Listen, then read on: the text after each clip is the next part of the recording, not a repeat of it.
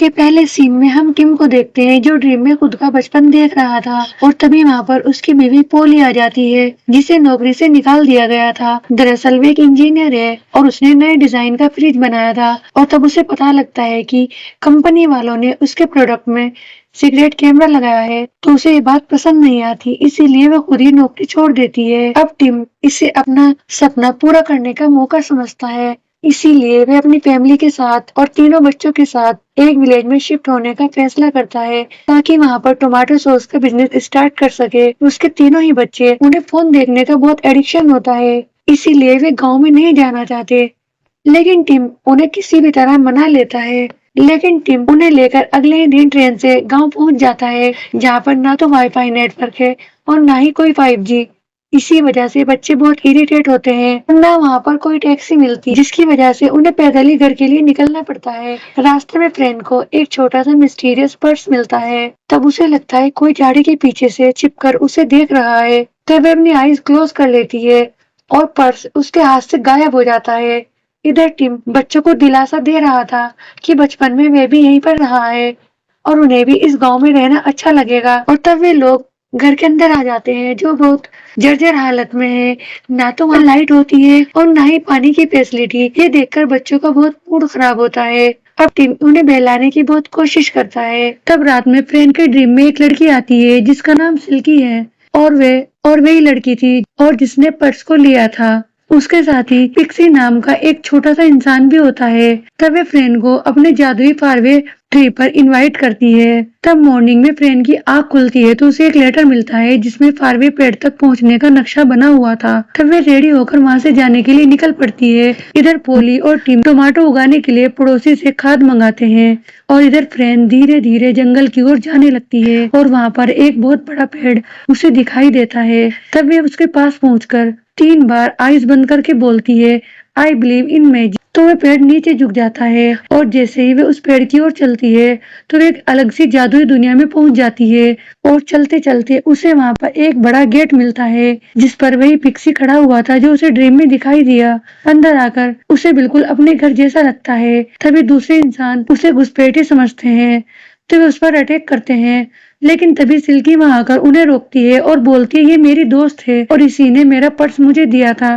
वे सब मिलकर उसका वेलकम करते हैं और उसे अपना मैजिकल दुनिया की सैर कराने ले जाते हैं। उसके बाद सिल्की उसे अपनी एक नेबर से मिलाती है जो एक स्पिन घुमा रही थी और तब वे बोलती है आज लैंड ऑफ पुलिस आने वाली है और हमें उसका सफर करना है। दरअसल यहाँ पर डेली नई नई दुनिया के लैंड के लोग आते हैं। इस तरह से फ्रेंड सिल्की के साथ आसमान की सैर करती है और उसे वहां पर बहुत अच्छा लगता है और नई नई चीजें देखने को मिलती है और साथ में बहुत टेस्टी कैंडी खाने को भी मिलती है और वे बहुत इंजॉय करती है। उसके बाद वे पेड़ पर आ जाते हैं। यहाँ फ्रेंड को अब अपने घर वापस जाना था तो सिल्की इमोशनल हो जाती है और तब वे उसे एक टनल से भेज देते हैं तो वे वापस पेड़ के नीचे आकर गिरती है जो उसे शुरू में दिखाई दिया था।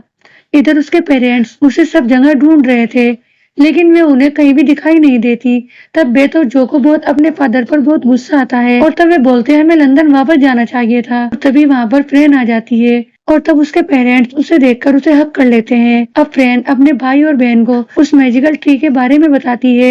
तब वे इस बात पर बिलीव नहीं करते तो वे उन्हें वहाँ पर लेकर जाती है और बोलती है आई बिलीव इन मैजिक। तो वे पेड़ नीचे झुक जाता है। अब वे तीनों ही सिल्की से मिलते हैं, बेथ और जो अभी भी बहुत शौक में है। और तब उनकी पड़ोसन स्पिन घुमाती है तो वहाँ पर दूसरी दुनिया के लोग आने लगते हैं और उसके बाद तभी बेथ का ड्रेस खराब हो जाता है। शायद उसके ड्रेस पर कुछ गिर गया जिससे वे लेडर पर जाने से मना कर देती है। तब फ्रेन और जो सिल्की के साथ उन लोगों के मैजिकल लैंड पर चले जाते हैं जो बहुत मजेदार होती है। वहाँ पर उन्हें बहुत सारे टेस्टी केक खाने को मिलते हैं और यहाँ पर ये भी पता लगता है कि यहाँ पर कोई भी विश मांग सकते हैं। तब जो को एक विश मांगनी थी तो वे वीडियो गेम जैसा कैरेक्टर बनना चाहता था तो उसकी विश पूरी हो जाती है और फ्रेंड जो बोल नहीं पाती थी वो चाहती है वे बोलने लगे। सिल्की की ख्वाहिश थी वे एक छोटी पिक्सी बने तो उसकी भी ख्वाहिश पूरी हो जाती है। तब बेथ नीचे ही होती है तो उसे नेबर बताती है कि यहाँ हर दिन नई लैंड के लोग आते हैं और उनकी विशेष पूरी हो सकती है।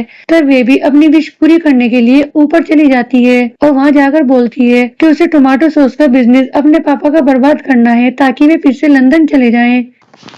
इधर जो अपनी असली पहचान खोने लगता है और वे वीडियो गेम के कैरेक्टर की तरह बिहेव करने लगता है और फ्रेंड भी अपनी विश के नतीजे से परेशान हो जाती है। अब तीनों ही बच्चे समझ जाते हैं कि हर विश का एक नतीजा होता है।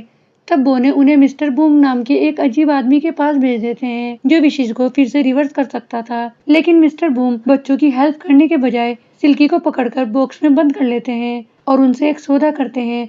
अगर वे सिल्की को उसे दे दे तो वे उन्हें फिर से पहले जैसा बना देगा। तब सिल्की अपना सेक्रीफाइस कर देती है तो वे जो फ्रेंड को पहले जैसा बना देता है और तब वे सिल्की को किसी को बेचने ही वाला था। तो ये देखकर बेथ को बहुत बुरा लगता है और वे उसे बचाने के लिए उसे बॉक्स से निकाल देती है और तब सबकी विश रिवर्स हो जाती है। अब तीनों ही वापस अपने घर आ जाते हैं और सब कुछ ठीक करने की कोशिश करते हैं और वे अपने पेरेंट्स की हर काम में हेल्प करते हैं। टीम अपने टमाटो की फसल देखकर बहुत खुश था। अगले दिन वे सब गाँव वालों को इन्वाइट करने वाला था।